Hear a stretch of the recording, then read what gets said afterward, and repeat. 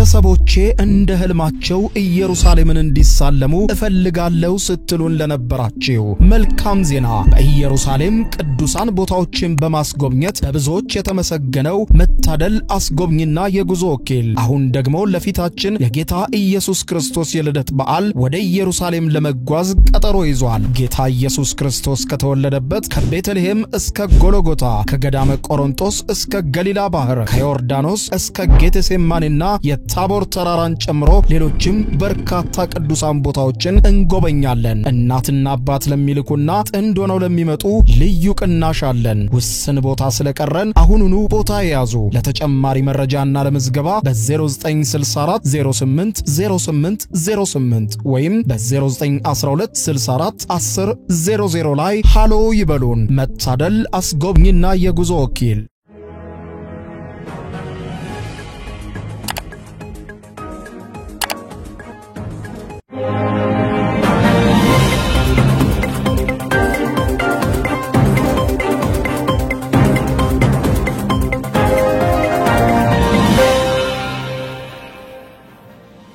ተናስተልኝ ክብራትና ክብራን የዩቲዩብ ቻናል ቤተሰቦች የሰዓቱን አጭር መረጃ ይዤ ቀርቤያለሁ። እስከ ፍጻሜ አብራችሁኝ ቆዩ። በርከት ያሉ ሀገርኛና ዓለም አቀፍ መረጃዎች ዩቲዩብ ላይ ሲጫኑ ቀድሞ ለእናንተ ማስታወቂያ መልእክት ወይም ኖቲፊኬሽን እንዲደርሷችሁ የዩቲዩብ ቻናሌን ሰብስክራይብ በማድረግ የደወል ምልክቷን መጫን አትዘንጉ። ወደ መረጃዎቹ ስናቀና ከ28 ዓመታት በኋላ ታሪካዊ ደብዳቤዎቹ ይፋ ሆነዋል። ኢትዮጵያ ወደብ ያጣችበት ሁኔታ ምንም አይነት ሰነድ እንደሌለው ጠቅላይ ሚኒስትር ዶክተር አብይ አህመድ ከተናገሩ በኋላ በተለይም ደግሞ በኢትዮጵያና ኤርትራ መካከል ያለው ውጥረት እየተጋጋለ ከመጣ በኋላ ለመጀመሪያ ጊዜ ከ28 ዓመታት በኋላ በቀድሞ የጠቅላይ ሚኒስትር አቶ መለስ ዜናዊና በኤርትራው ፕሬዝዳንት ኢሳያስ አፈወርቂ መካከል የተለዋወጧቸው ሶስት ያክል ደብዳቤዎች ይፋ ሆነዋል። ሁለቱ ከፕሬዝዳንት ኢሳያስ አፈወርቂ የተጻፉ የወቅቱ ደብዳቤዎች ሲሆኑ አንደኛው ደግሞ ከአቶ መለስ ዜናዊ የተጻፈ ደብዳቤ ነበር። ደብዳቤዎቹ በወቅቱ የነበረውን ሁኔታ የነበረውን ውጥረት የገንዘብ ለውጥ በተለይም እያንዳንዱ ኢትዮጵያ ውስጥ ለሚካሄድ ነገር የፕሬዝዳንት ኢሳያስ አፈወርቂ ውሳኔ ይጠየቅ እንደነበረም ጭምር የተመለከተ ነው። ደብዳቤው የኤርትራ መንግስት ይፋ የሆነ ደብዳቤ ሲሆን በወቅቱም በኢትዮጵያ በተሰኘው ጋዜጣ ላይም በኢትዮጵያ ውስጥ ታትሞ እንደነበር ተመልክቷል። ከ28 ዓመታት በኋላ እነዚህን ሶስት ደብዳቤዎች ቃል በቃል የማስደምጣችሁናል። አብረን እናድምጣቸው። በቅድሚያም በኢትዮጵያና ኤርትራ መካከል ያለው ውጥረት ተባብሶ ሲቀጥል የኢትዮጵያ የቀድሞ ጠቅላይ ሚኒስትር መለስ ዜናዊ ከኤርትራው ፕሬዝዳንት ኢሳያስ አፈወርቂ ጋር የተላላኳቸው ሚስጥራዊና ታሪካዊ ደብዳቤዎች ከዓመታት በኋላ ለመጀመሪያ ጊዜ ይፋ ሆኑ። ኤርትራ የሀገርነት ዕውቅና እንድታገኝ በኢትዮጵያ ወገን የተሰጠው ይሁንታን በተመለከተ አንዳችም መንግስታዊ ሰነድ እንደሌለ ጠቅላይ ሚኒስትር ዶክተር አብይ አህመድ ባለፈው ጥቅምት ወር ለሕዝብ ተወካዮች ምክር ቤት መግለጻቸው የሚታወቅ ሲሆን ጠቅላይ ሚኒስትሩ በኢትዮጵያ መንግስት ስምምነትን የሚገልጽ የሚኒስትሮች ምክር ቤትም ሆነ የምክር ቤት ሰነድ አለመገኘቱን ጠቅሰው እኛ ይህንን ጥያቄ ስናነሳ ኢትዮጵያውያን የቀይ ባህር ወደብ ያሳጣንን ውሳኔ ማን የወሰነው ሲባል ካቢኔው ይሆናል ብለን የካቢኔውን ሰነድ ብናገላብጥ ካቢኔው አያውቀውም፣ ምክር ቤት ይሆናል የወሰነው ብለን ብናስብም በወቅቱም ምክር ቤት የሚባል አልነበረም፣ ምክር ቤትም ውሳኔውን አያውቀውም ሲሉ የኢትዮጵያ ህዝብ በህዝበ ውሳኔው አሳልፎታል እንዳንል ደግሞ በኢትዮጵያ ህዝብም ሆነ በተወካዮቹ የተሰጠ ምንም አይነት ውሳኔ የለም ነበረን ሲሉ ጠቅላይ ሚኒስትሩ መናገራቸው የሚታወስ ነው። የኤርትራ ነጻ ሀገርነትን ለመቀበል ህዝበ ውሳኔ እንዲካሄድ የኢትዮጵያ መንግስት ስምምነቱን የገለጸበት ደብዳቤ በመንግስት ደረጃ አለመገኘቱ ውሳኔው በፓርቲ ደረጃ ተወስኖ በዚያው ያበቃ ነው የሚል ጥርጣሬ በሰፊ የተነገረ ቢሆን ነገር ግን አሁን ግን ይህንን የሚያመላክት ዓመታትን የተሻገረ ታሪካዊ ደብዳቤ በወቅቱ የሽግግር መንግስት ፕሬዝዳንት አቶ መለስ ዜናዊ የተጻፈ መኖሩንና ደብዳቤውም በማን ተወስኖ ተጻፈ የሚለው አሁንም ድረስ ጥያቄ መሆኑን ጠቅሰው የሽግግር መንግስቱም ካበቃ ኤርትራ በተባበሩት መንግስታት ድርጅት ዕውቅና ከተሰጣት በኋላ በሁለቱም መንግስታት በተለይም ደግሞ በሁለቱ መሪዎች መካከል የነበረውን ግንኙነት ህግና ስርዓትን የተከተለ የሀገሩትን ነጻነትና ሉዓላዊነት ባከበረ መልኩ ነው ወይ የሚል ጥያቄ ያስነሳና ከ28 ዓመታት በፊት የሁለቱ መሪዎች መካከል በእጅ ጽሑፍ የተለዋወጡት ደብዳቤን ተመልክቷል። ጠቅላይ ሚኒስትር መለስ ዜናዊና ፕሬዝዳንት ኢሳያስ አፈወርቂ በነሐሴ ወር 1989 ዓመተ ምህረት የተላላኩት ሁለት ደብዳቤ ኢትዮጵያ የገንዘብ ለውጥ ለማድረግ መዘጋጀቷንና ይህንንም ለኢትዮጵያ ሕዝብ ይፋ ለማድረግ ከኤርትራ በኩል ስምምነት እየተጠበቀ እንደሆነ ሲያስረዳ የወቅቱ ጠቅላይ ሚኒስትር መለስ ዜናዊ በመስከረም ወር 1990 ዓመተ ምህረት የመለወጥ እቅድ መኖሩን ገንዘቡ ታትሞ መግባቱን ከፕሬዝዳንት ኢሳያስ አፈወርቂ ጋር ደብዳቤ በሚለዋወጡበት ወቅትም ስለ ጉዳዩ የኢትዮጵያ ፓርላማ አለማወቁን ጭምር የመለስ ዜናዊ ደብዳቤ እንደሚያስረዳ የተገለጸ ሲሆን ሁለቱም መሪዎች በእጅ ጽሑፋቸው የተለዋወጡትን ደብዳቤ ድንበር አካባቢ አለመግባባቶች እንዳሉባቸው፣ በሌላ በኩልም በአፋር አማጺ አርዶፍን በጋራ ለመዋጋት እየተንቀሳቀሱ መገኘታቸውን እንደሚያስረዳም ተመልክቷል። በቅድሚያ ደብዳቤውን የጻፉት ፕሬዝዳንት ኢሳያስ አፈወርቂ ሲሆኑ ፕሬዝዳንት ኢሳያስ አፈወርቂ በደብዳቤያቸው ጓድ መለስ ዜናዊ እንደምን ሰንብተሃል በማለት ጀምረው ዛሬ እንድጽፍልህ ያደረገኝ በድንበር አካባቢ ያለው አሳሳቢ ሁኔታ ነው። በመካከላችን ያለው ድንበር በዘልማድ የሚታወቅ እንጂ በትክክል ነጥሮና ተረጋግጦ ያወቅነው ውሳኔ አለ ማለት አይቻልም። የዛሬና የወደፊት ዝምድናችን አንጻር ብዙም ክርክር አድርገንበት የቆየነው ጉዳይ አይደለም ሲሉ ለወደፊትም ቢሆን እንብዛም የሚያከራክረንና የሚያሳስበን አይመስለኝም። እውነቱ ይህ ሆኖ ሳለ አልፎ አልፎ ግን በተለያዩ ጊዜያት በተለያዩ ቀላል ምክንያቶች ግጭቶች ሲከሰቱ ተስተውለዋል።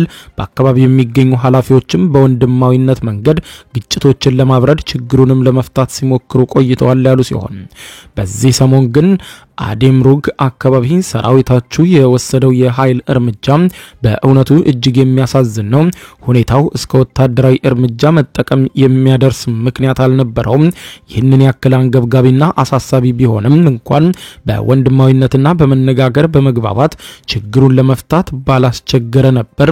ከናካቴው ስለ ድንበር ጉዳይ ለማንሳትም ቢፈለግ እንኳን አግባብ ባለውና በተሻለ መልኩ መፍታት ይቻላል። ይህ የተወሰደው እርምጃ አስፈላጊ ወዳልሆነ ግጭት እንዳያመራ ከአሁኑ መገታት አለበት። አንተው ራስህ አስቸኳይ እርምጃ እንድትወስድ አሳስባለሁ ሲሉ በመጨረሻም ደብዳቤያቸው ከሰላምታ ጋር ኢሳያስ አፈወርቂ ነሐሴ 10 1989 ሲሉ አጠናቀውታል። ሌላኛው ይፋ በሆነው የጠቅላይ ሚኒስትር መለስ ዜናዊ ለዚሁ የኢሳያስ አፈወርቂ ደብዳቤ ምላሽ በሰጡበት ደብዳቤ ላይ ደብዳቤው ሲጀምር ኢሳያስ አፈወርቂ እንዴት ሰነበትክ? የጻፍካትን ደብዳቤ ተመልክቻታለሁ። በድንበር አካባቢ ያለው ሁኔታ ጥሩ እንዳልሆነ እኔም ሰምቼ ነበር። እነ የማነ የመጡ ጊዜ ከነ ተወልደ ጋርም እንደተነጋገሩበት አውቃለሁ። የባዳ አካባቢ ችግር ይፈጠራል የሚል ግምት አልነበረኝም። ምክንያቱም ጓዶቻችን የያዙትን ስፍራ ከዚህ ቀደም የሚያጋጭ ስላልነበረና ወደፊትም ችግር በሚከሰትባቸው አካባቢዎች አስቀድሞ የመግባባቱ አስፈላጊነት ስለታየ ነው። የኦጎጎሞ ወይም አርዶፍ ርዝራዦችም በአካባቢው የፈጠርነውን ሰላም እያደፈረሱብን ስለነበረ እነርሱን ለማባረር ተንቀሳቅሰናል። በተረፈ የወሰን ጉዳይም በተመለከተ ቀደም ሲል እነ ተወልደ የደረሱበትን ስምምነት ስላለ እሱን መሰረት በማድረግ ሁኔታውን ማርገብ እንዳለብን ይሰማኛል። ምናልባትም ደግሞ ወሰን የመከለሉ ጉዳይ በሁለታችንም በኩል ዝግጅት ተደርጎበት ወደ አንድ አቅጣጫ መድረስ ያስፈልግም ይሆናል። ካንተ ጋር በተነጋገርነው መሰረት ነንዋይን ወደ አስመራ ልክያቸው ነበር። ይሁን እንጂ ያደረጉት ስብሰባ ሁሉ ፍሬ አልባ ሆኗል ሲሉ በኤርትራ ውስጥ የሚገኘው ብር መጨረሻ ላይ ምን መሆን እንዳለበት ሶስተኛ ወገን ጨምረን እንድናየው ይህንኑ መሰረት በማድረግ የሚደረሰው ስምምነትንም እንድንጨርሰው ይህ እስኪሆን ግን የገንዘብ ቅያሪው መቆየት ስለማይችል የአፈጻጸም ሂደቱንና ገንዘብ ቅያሪውም በኋላ ሊኖረው ስለሚገባ የንግድ አፈጻጸም እነንዋይ እንዲጨርሱት ካንተ ጋር በተነጋገርነው መሰረት ነበር የላኳቸው ያሉ ሲሆን በነ ብርሃነ በኩል ግን የተሰጣቸው መልስ ኤርትራ ውስጥ ያለውን ብር ሳናውቅ ወይም ጉዳዩ በሀገር ደረጃ ከመውጣቱና ከመገለጹ በፊት ስለ ገንዘብ ቅያሪው ሂደትና ዝርዝር አገባብ ለመነጋገር አንችልም የሚል ነው። በዚህ ምክንያት ምንም አይነት እልባት ላይ ሳይደርሱ ተመልሰዋል። ከገንዘብ ለውጡ በኋላም ሶስተኛ ወገን ጨምረን የምንወስነው ውሳኔም ሆነ አስቀድመን የምናደርገው ውሳኔ ልዩነት አይኖረውም። ዞረን በመግባባት የምንፈታው ጉዳይ ነው። ስምምነታችን የፈለገው ደረጃ ላይ ቢደርስም ሁለታችንም እንደምንተገብረው የሚያጠራጥር ነገር የለም ይላል ደብዳቤው። ያቶ መለስ ደብዳቤ ሲቀጥልም ስለዚህም ይህ ጉዳይ ስምምነት ላይ እስኪደረስ ቢቆይ የሚገባው ጉዳይ አይደለምና ካንተም ጋር የተግባባንበት ነገር ቢኖር በተለይም ደግሞ አንደኛው ሌላኛውን ሳይጠብቅ ይቀጥል የሚል ነበር። እኛ አዲሱን ብር በሙሉ አስገብተናል። የመቀየሪያው ጊዜም መስከረም ይሁን የሚል ሐሳብ ስታቀርቡ ስለነበር እኛም በዚሁ መሰረት ተዘጋጅተናል። መስከረም ቀርቶ ጥቅምት ካለፈ ግን በሚስጥር የያዝነው ጉዳይ ሚስጥርነቱ ያከትምለታል። እንዲሁ ገና ካሁኑ አዲስ አበባ ውስጥ መወራት ጀምሯል ያሉ ሲሆን ስለዚህም ሁኔታዎች አስገዳጅነትን ወደ ቅያሪው በመግባት የውህደቱን ጉዳይ አብይ ግምት ሰተና እንዲሁም አስፈላጊነቱን ተገንዝበን ለሰዎች መመሪያ ብትሰጥና በሚቀጥለው 15 ቀናት ውስጥ ተገናኝተን ዝርዝር ውይይት ቢደረግ የበለጠ ጠቃሚ ይሆናል ይላል ደብዳቤው። ቀጥሎም አዲሱን ብር በሙሉ ስላስገባነውና ወሬውም እየተናፈሰ በመሆኑም በጥቅምት ወር መጀመሪያ ላይ ለፓርላማው ልንገልጽና ቀጥሎም ወደ ቅያሪው ልንገባ አስበናል የሚል ሲሆን ስለዚህም በአንድ ላይ ተዋህደን እንድንሰራ አንድ ነገር ወስኑና እነ ብርሃነ ተገናኝተው ቢጨርሱት መልካም ነው። ተገናኝተው ይጨርሱት የምትል ከሆነ ወዲያውኑ አስታውቀኝና እነንዋይን እልካቸዋለሁ። በንግዱ በኩል እኛ ከሁሉም ሀገራት ጋር የምናካሂደው የኤልሲ ነው። አንተም እንደምታውቀው ከአይኤምኤፍ ጋር ብዙ የሚያለያየን ነገር ይሄው ጉዳይ ነው የሚል እንደነበር ተመልክቷል።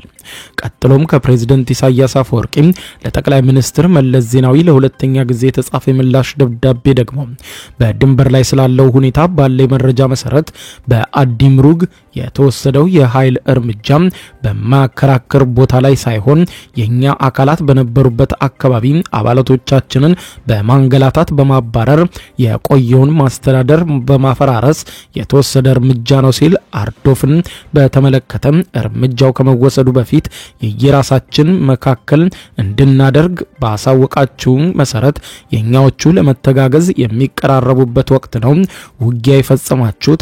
በባድማ አካባቢም የተወሰደው እርምጃ ከዚያ የተለየ አይደለም ሲል ቀደም ሲል እንዳልኩ ይህ አይነቱ የኃይል እርምጃ አስፈላጊ አይደለም። ሁኔታውን በቶሎ ለመቆጣጠር ከወደፊቱም አመቺ እንዲሆን ለማድረግ በእኛ በኩል ወዲ ኤፍሬም የመከላከያ ሚኒስትር የማንና ወዲ ካሳ ጉዳዩን እንዲከታተሉ ታስበናል። ስለዚህም በእናንተ በኩል ተመሳሳይ ወይም የተሻለ መፍትሄ የምትሉትን የሚያቀርቡ ሰዎችን ምረጥና በአስቸኳይ ተገናኝተን ለችግሩ እልባት ያብጁለት የሚል አስተያየት አለኝ። እናም ሐሳብን ግለጽልኝ። የገንዘብ ለውጡንና ሂደቱን በተመለከተ እኔ እናንተ በተስማማነው መሰረት የሚካሄድ ይሆናል። የዓለም ባንክም በጉዳዩ ላይ የመሰላቸውን አስተያየት እንዲሰጡበት ተስማምተናል። እነሱ እንዲያቀላጥፉልንና እኛም እልባት እንድናበጅለት በፍጥነት መንቀሳቀስ እንጂ ጊዜ መውሰድ አይገባንም ሲሉ በድንበር ላይ የሚኖረውን የንግድ ልውውጥ ግን በእኛ በኩል በቀላሉ የምናየው አልሆነም። ምክንያቱም ብዙ ህዝብ የሚጎዳና የሚያነካካ ይመስለኛል። ወደኛ የሚገባውንም ይሁን ከኛ የሚወጣውን ንግድ ማገድ አንችልም። ትልልቅ የሚባሉትን የንግድ ልውውጦች በተመለከተ ገና ካሁኑ ይህ እንዲሆን ያ እንዲፈጸም የሚል ደንብና ውሳኔ ልንቀርጽበት አንችልም። ጊዜና ሁኔታዎች እያየን የምንወስነው ይሆናል። ይህንንም በተመለከተ የኛ ሰዎች ለነንዋይ በስፋት ያብራሩላቸው ይመስለኛል። አሁን በችኮላ እንዲደረግ ማለቱ ኋላ ላይ እንቅፋት እንዳይፈጠርና ጉዳዩን በየማዕዘኑ በጥልቀት ለመመልከት እንዲያስችል ተቀራርቦ መነጋገር መወያየት ይጠይቃል። ከሰላምታ ጋር ጓድ ኢሳያስ አፈወርቂ ነሐሴ 1989 ዓመተ ምህረት የሚል ደብዳቤ ነው። እነዚህን ደብዳቤዎች ለመጀመሪያ ጊዜ ይፋ ያደረገው የኤርትራ መንግስት ሲሆን ሁለቱ ሀገራት ወደ ጦርነት በገቡ ማግስት በሐምሌ ወር 1990 ዓመተ ምህረት ውየት በተባለ በኤርትራ መንግስት ልሳን ላይ ሲታተም የደብዳቤዎቹን የአማርኛ ትርጉም በወቅቱ በነበረው የኢትዮጵያ ጋዜጣና መጽሔት በወቅቱ ማሰራጨቱ የሚታወስ ሲሆን መሪዎቹ ደብዳቤውን ከተጻጻፉ ከ9 ወራት በኋላ በግንቦት ወር 1990 የኢትዮጵያና ኤርትራ ጦርነት መፈንዳቱም ተዘግቧል። በኢትዮጵያና በኤርትራ በኩል በወቅቱ የነበረው የግለሰቦች ማለትም የሁለቱ መሪዎች ግንኙነት እንደነበረ አመላካች መሆኑን እነዚህ ታሪካዊ ደብዳቤዎች አመላካች መሆናቸው ተዘግቧል። ከዚህም ባሻገር በተለይም ኢትዮጵያ ወደብ ለማጣቷ ዋነኛ ምክንያት በግለሰቦቹ መካከል የተጀመረው ግንኙነት በዚያው በግለሰቦቹ ደረጃ መቅረቱና በኋላም እንዴት እንደሆነ ባልታወቀና ሰነድ በሌለው ሁኔታ ኢትዮጵያ ሙሉ በሙሉ ወደብ እንድታጣ የተደረገበት መንገድ ዛሬም ድረስ ብዙዎችን የሚያነጋግር ሆኖ ቀጥሏል። ክቡራን አድማጮች ለሰዓቱ ብታደምጧቸው መልካም ናቸው ያልኳቸው አጫጭር መረጃዎች የሰማችኋቸው ነበሩ። ከሰዓታት በኋላ በሌላ መረጃ ተመልሰን እስከምንገናኝ በያለንበት የዓለም ዳር ቸር ቆይ።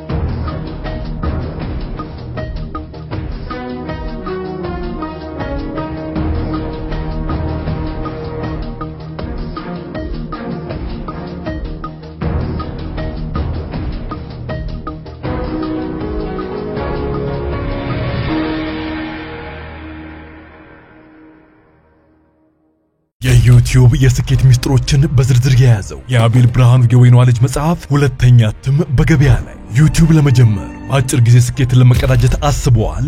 ዩቲዩብ ጀመር ስንት ብር አገኘሁም ብሎ አስበዋል? እንግዲያውስ በዩቲዩብ 2 የወርቅ 3 የብር ሽልማቶችን ያገኘው የአቤል ብርሃኑ የወይኗ ልጅ የዩቲዩብ ሚስጥሮች መጽሐፍ በዝርዝር ሁሉንም ያብራራሉታል። ዛሬውኑ ገዝተው ህልሞን እውን የሚያደርጉበትን የዩቲዩብ የስኬት መንገድ ይጀምሩ። በሀገር ቤት አከፋፋይ አዲስ አበባ ሜክሲኮ ኮሜርስ መጽሐፍት መደብር። በውጭ ሀገራት ለምትገኙ ከአማዞን ላይ ብታዙ በቀናት ውስጥ ደጁ ይደርሳል። የአማዞን ሊንኩን እዚህ ቪዲዮ ኮሜንት ላይ ያገኙታል። የዩቲዩብ ሚስጥሮች ዘመኑ ጋር ተፈላጊ መጽሐፍ። ቤተሰቦቼ እንደ ህልማቸው ኢየሩሳሌምን እንዲሳለሙ እፈልጋለሁ ስትሉን ለነበራችሁ መልካም ዜና። በኢየሩሳሌም ቅዱሳን ቦታዎችን በማስጎብኘት በብዙዎች የተመሰገነው መታደል አስጎብኝና የጉዞ ወኪል አሁን ደግሞ ለፊታችን የጌታ ኢየሱስ ክርስቶስ የልደት በዓል ወደ ኢየሩሳሌም ለመጓዝ ቀጠሮ ይዟል። ጌታ ኢየሱስ ክርስቶስ ከተወለደበት ከቤተልሔም እስከ ጎልጎታ፣ ከገዳመ ቆሮንቶስ እስከ ገሊላ ባህር፣ ከዮርዳኖስ እስከ ጌቴሴማኒና ታቦር ተራራን ጨምሮ